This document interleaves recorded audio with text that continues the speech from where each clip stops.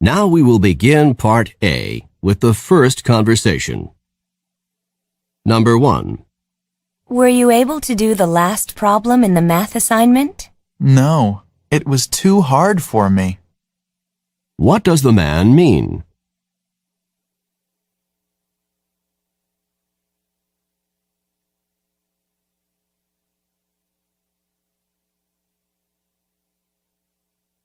Number 2. You don't seem really happy with your exam results. Well, I didn't fail, but I also didn't pass by much. What does the man mean?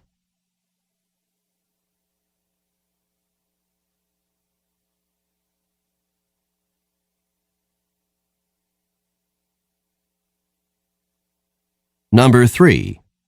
Where are the dirty clothes? Have you taken care of them? They're in the washing machine. What does the man mean?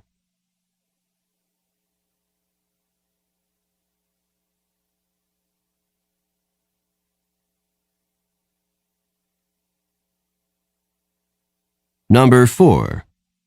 When do you think we should leave on our trip? If we leave on Tuesday, we won't have very much time for a visit. Why not leave on Monday instead of Tuesday?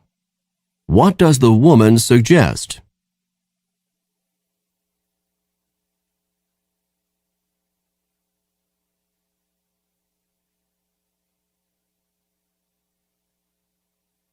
Number 5.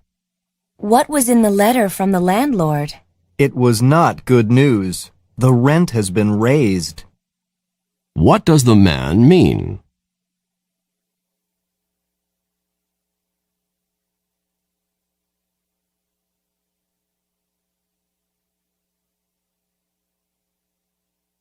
Number 6.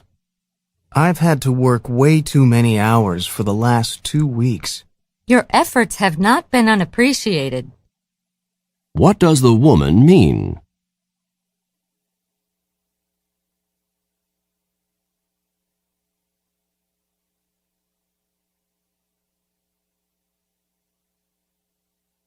Number 7.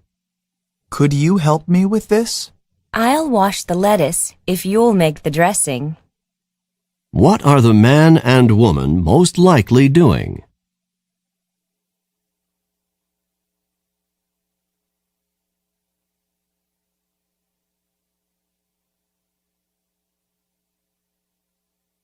Number 8. Is Jack going with us to the restaurant tonight? I was unable to convince him to go with us. What does the woman mean?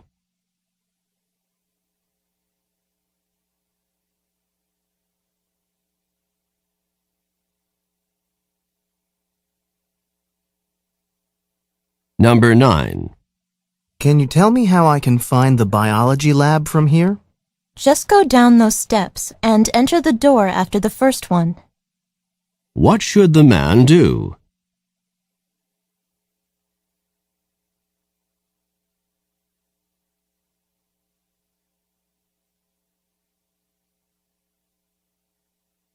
Number 10. Is Professor Nash a good lecturer? He doesn't speak very loudly, but otherwise he's great. What does the woman say about Professor Nash?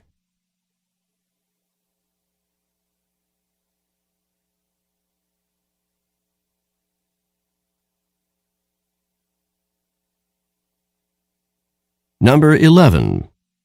We have another history exam on Friday, and I hope this one isn't as hard as the last one. You can say that again. What does the woman mean?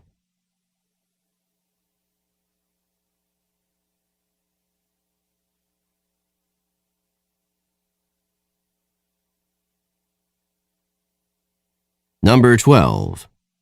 Is the room ready for the conference? I don't think it's been set up. What does the man say about the room?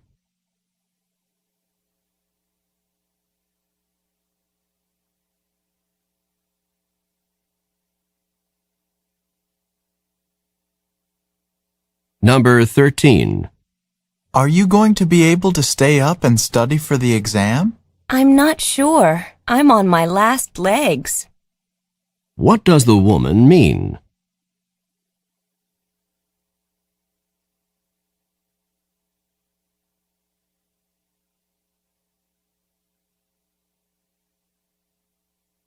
Number 14. What did you think of the guest speaker? I was fascinated by his ideas. What does the man mean?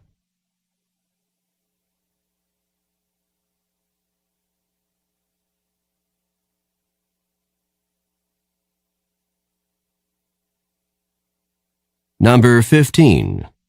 How's the weather today? It's just not as humid as it was last week. What does the man say about the weather?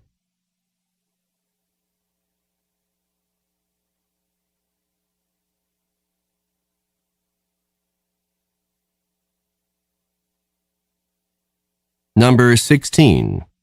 How did the professor react when you explained that you'd missed class because you were ill?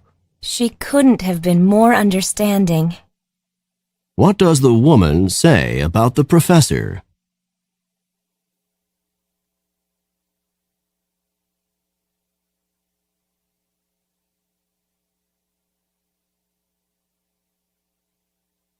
Go on to the next page.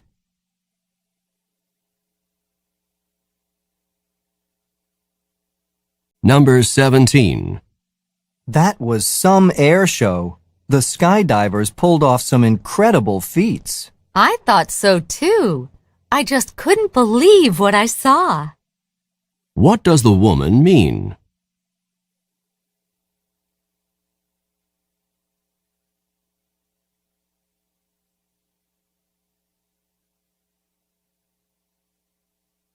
Number 18. Do you think that the restaurant was too expensive? I was surprised at the prices. We barely had enough to cover the bill. What does the woman mean?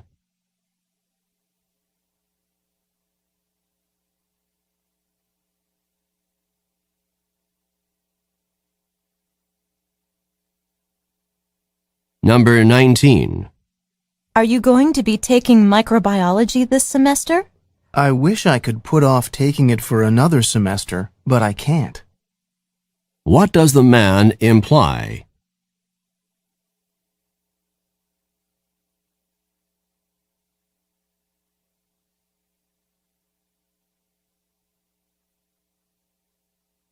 Number 20. I'll see you at the first psychology lecture tomorrow. Then you did enroll in the course. What had the man assumed?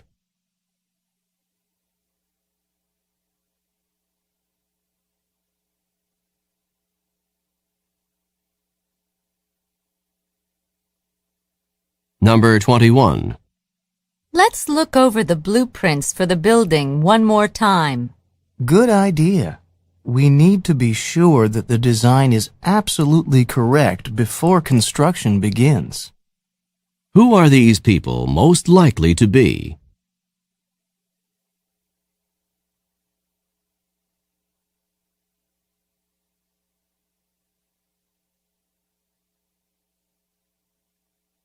Number 22. Did our team win the game? If the runner hadn't fallen, then our team would have won. What does the man imply?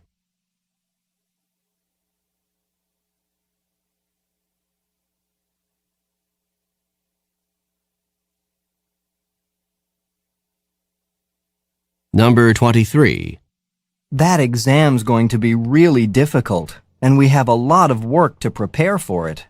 Let's get going on it now. What does the woman suggest?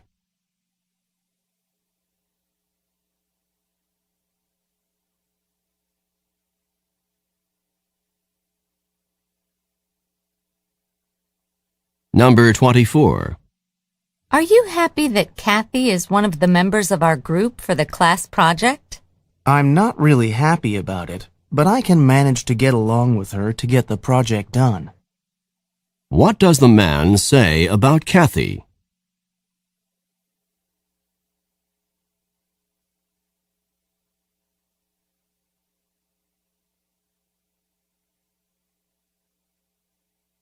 Number 25. Can you believe that the department has changed the requirements for our major? This change wasn't unexpected.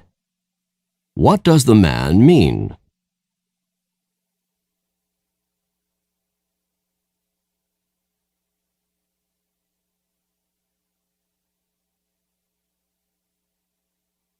Number 26. I'm not sure if we should try to buy a house in a few years or keep on renting. We'll cross that bridge when we come to it. What does the woman mean?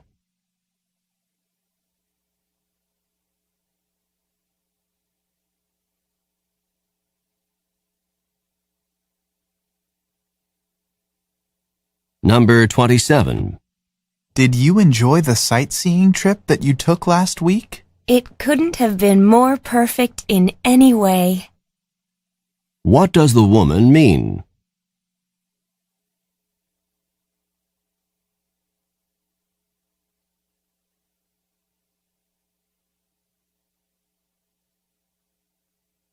Number 28. Were you able to deal with the part of the exam on medieval architecture?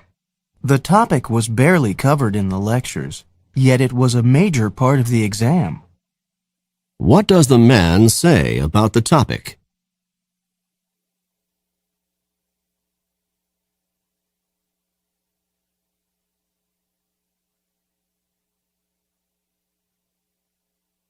Number 29.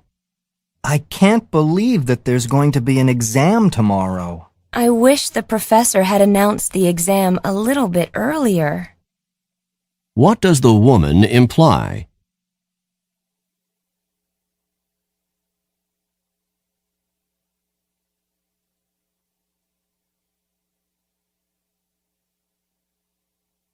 Number 30.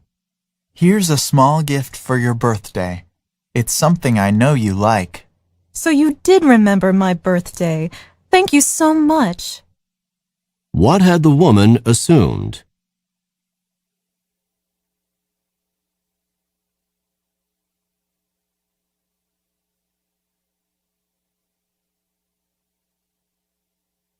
This is the end of Part A.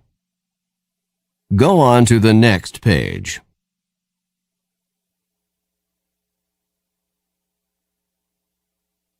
Now we will begin Part B with the first conversation. Questions 31 through 34. Listen to a conversation between two students. Dora, could you please give me some help? With what? I kept putting off my History 101 paper, and it's due next week. If you want to pass the course, you've got to write that paper. I know. I thought that since you're a history major, you could help me come up with a topic for my paper. History 101 is about American history. You could write about the Revolutionary War, or the Civil War, or World War I. Oh, I don't want to write about wars. I don't want to think about killing and death. Can you think of something else? Why don't you write about technology, inventions that changed American history? That topic seems a little broad. Maybe I should narrow it down a bit. Well, you could choose one invention, the telephone or the airplane, for example, and write about its effect on history. I know. My favorite topic is cars. I'll write about the invention of the automobile and its effect on American history. That sounds like a good topic for you. Now, you'd better get busy. You only have 1 week. Number 31. What does the man ask the woman to do?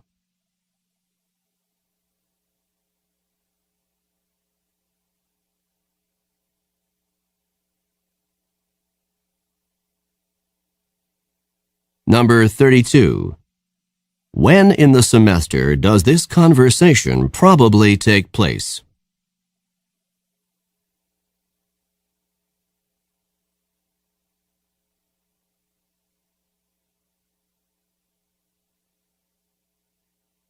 Number 33.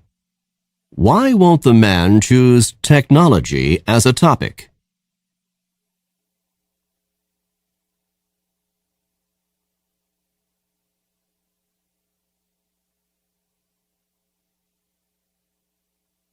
Number 34.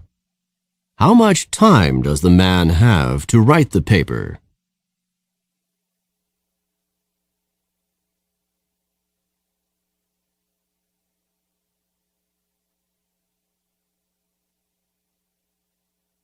Questions 35 through 38.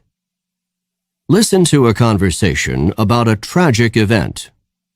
Did you hear the story on the news this morning about the apartment fire down the street? I heard something about it. What happened exactly? A fire started about 3 o'clock in the morning in an apartment complex with about 20 apartments. One of the apartments was completely destroyed, and several of the others were damaged. Do they know how the fire started? They're not sure at this point, but they believe that it was started by someone smoking in bed. It's a shame that one careless person can cause so much trauma for others, not to mention the thousands and thousands of dollars of damage. Even more serious than the damage to property is the harm to the apartment's occupants. I hear that several residents were rushed to the hospital, but at least none of them died. It's all so frightening. Do you know of anything I can do to keep this from happening to me? I guess the best thing to protect yourself is to make sure that you have a smoke alarm and a fire extinguisher in good working condition. The smoke alarm will give you an early warning that a fire has started, so you can call the fire department. If it is a small fire, maybe you can use the fire extinguisher to help put out the fire before the fire trucks arrive. That's good advice. I think I'll go home and check my smoke alarm. Number 35. What is the topic of this conversation?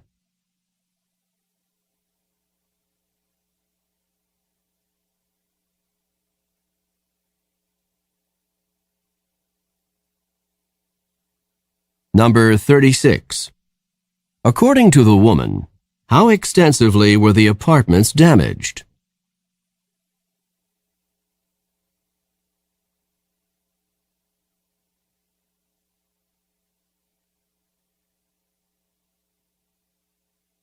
Number 37. What did the man say about some of the apartment residents?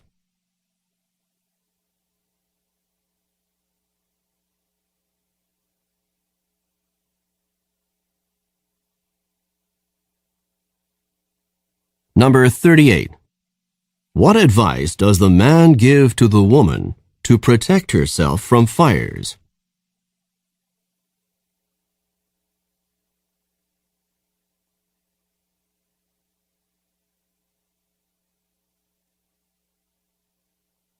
This is the end of Part B. Go on to the next page.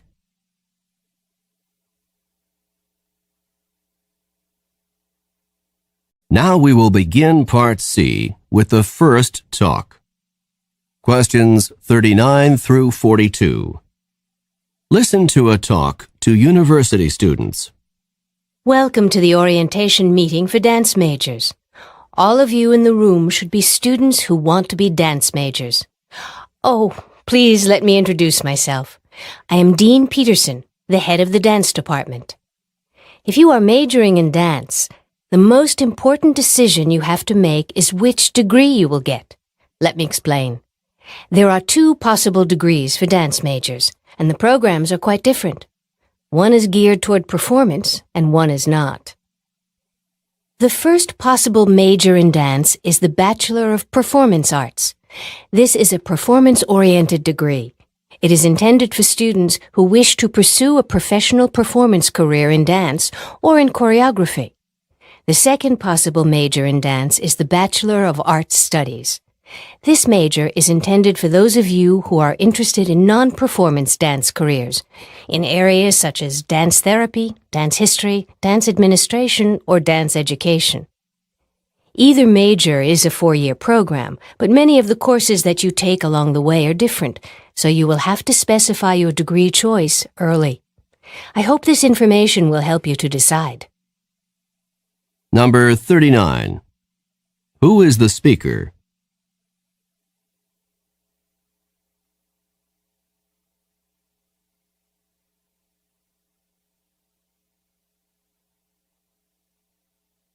Number 40. What decision do the students have to make?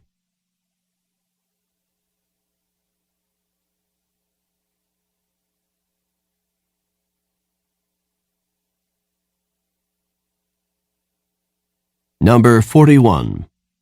A dance major with a Bachelor of Performance Arts degree might be interested in which area of work?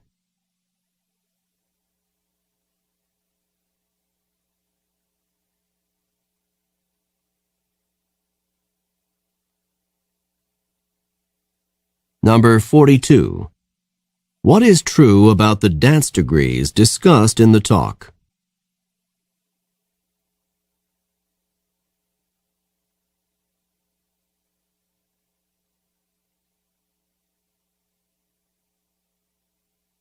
Questions 43 through 46.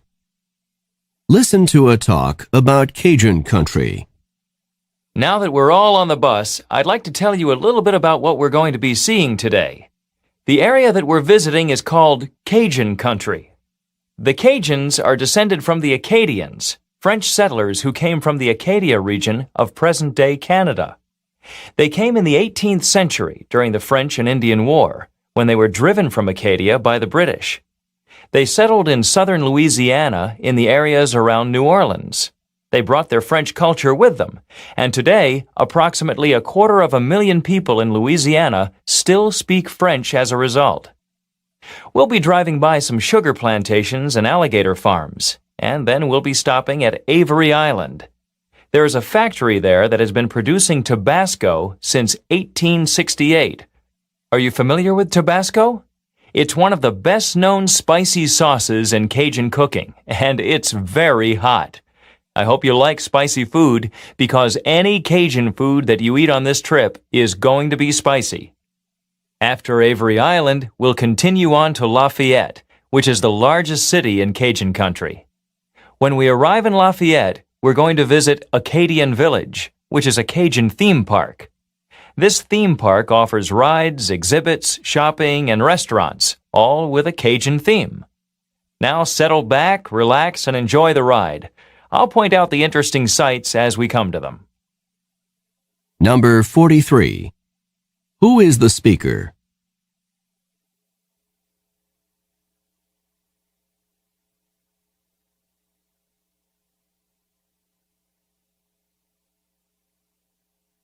Number 44. What is true about the Cajuns?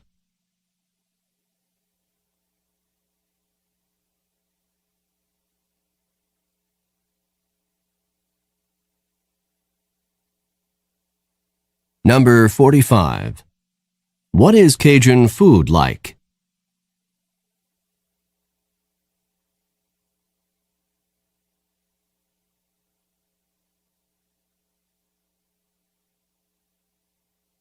Number 46. What will probably happen next?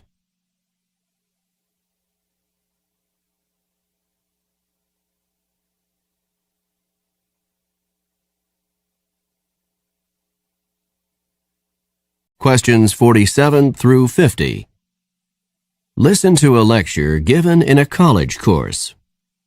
The development of the radio into a worldwide force occurred relatively quickly. In 1920, only 19 years after Marconi sent the first wireless signal across the Atlantic, the world's first radio station was established in Pittsburgh, Pennsylvania, and by 1923, nationwide broadcasting was possible in the United States. Radio broadcasting was initially totally uncontrolled, and each of the dozens of existing stations broadcasted its programs whenever and on whatever wavelength it wanted. The result for listeners, as you can imagine, was often a garbled mess. This confused situation in radio broadcasting lasted until the Federal Communications Commission, which is often referred to as the FCC, was created in 1930 by the United States government. The initial purpose of the FCC was to regulate radio broadcasting. Each station was assigned a wavelength for its broadcasts to minimize interference from other radio stations. Number 47. What is the topic of this talk?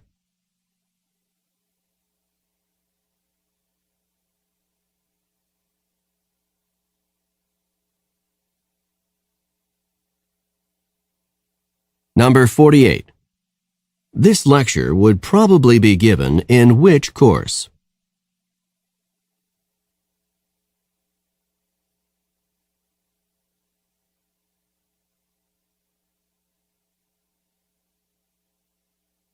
Number 49.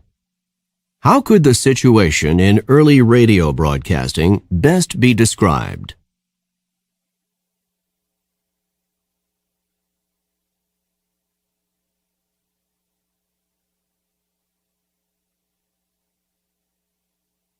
Number 50.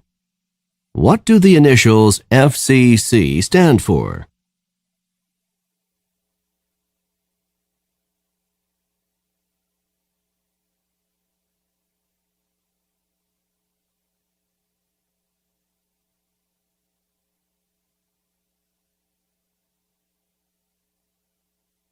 This is the end of Section 1.